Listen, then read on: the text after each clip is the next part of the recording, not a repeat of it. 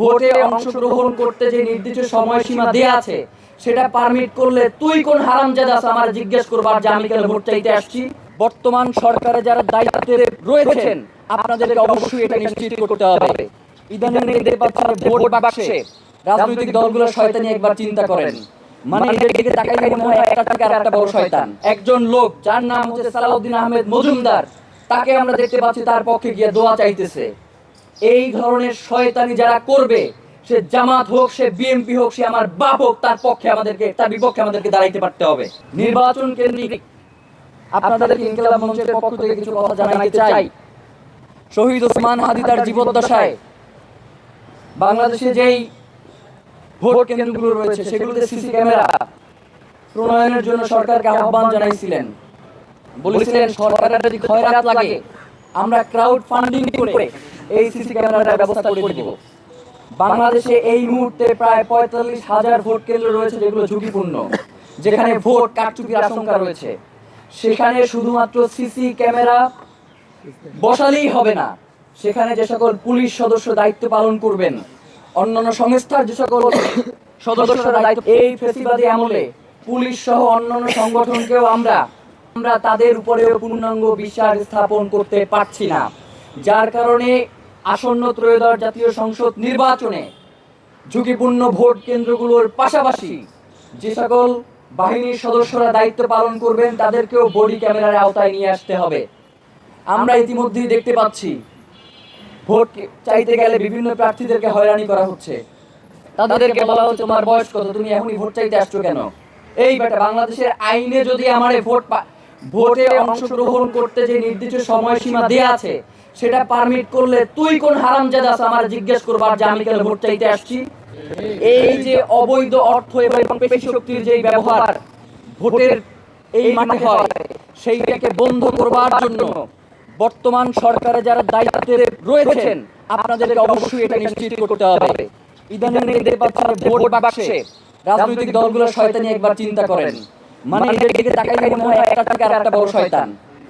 এরা আওয়ামী লীগ পুনর্বাসনের জন্য এদের আদর্শ থেকে শুরু করে সবকিছু জলাঞ্জলি দিচ্ছে। সুবর্ণচরে 5 সন্তানের যেই মাকে গণধর্ষণ করা হয়েছে, আমরা তাদেরকে দেখতে পাচ্ছি যে বিএনপি তাদেরকে প্রচারণায় যুক্ত করছে।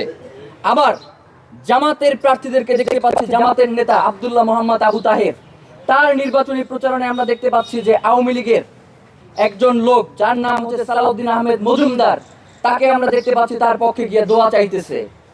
এই ধরনের শয়তানি যারা করবে, সে জামাত হোক, সে বিএনপি হোক, সে আমার বাপ হোক, তার পক্ষে আমাদেরকে, তার বিপক্ষে আমাদেরকে দাঁড়াইতে পারতে হবে।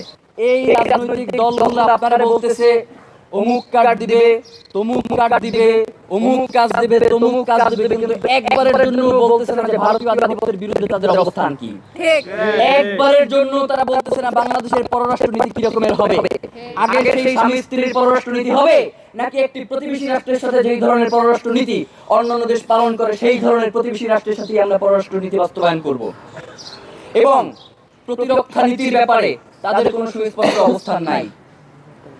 এই অবস্থান যারা নিশ্চিত করতে পারবে আমরা জনগণকে তাদেরকে ভোট দেওয়ার জন্য উদ্বুদ্ধ করব।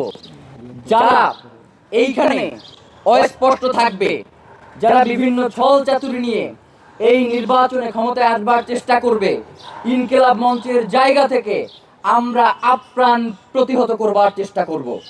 শহীদ ওসমান হাদি ঢাকা ৮ আসনের অত্যন্ত গুরুত্বপূর্ণ একজন প্রার্থী ছিলেন, তাকে খুন করা হচ্ছে।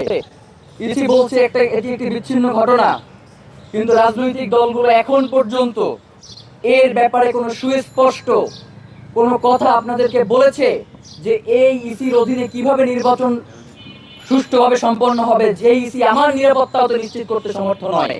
এই ব্যাপারে আপনাদেরকে কিছু বলেছে? বলে নাই। আমরা আপনাদেরকে বলি, এই নির্বাচনে যদি কোনো সুষ্ঠু নির্বাচন না হয়, আমরা জনগণ যদি সুষ্ঠুভাবে ভোট দিতে সমর্থ না হই, তাহলে এই নির্বাচনে যেই দলগুলো অংশগ্রহণ করছে তাদেরকে এর দায় নিতে হবে।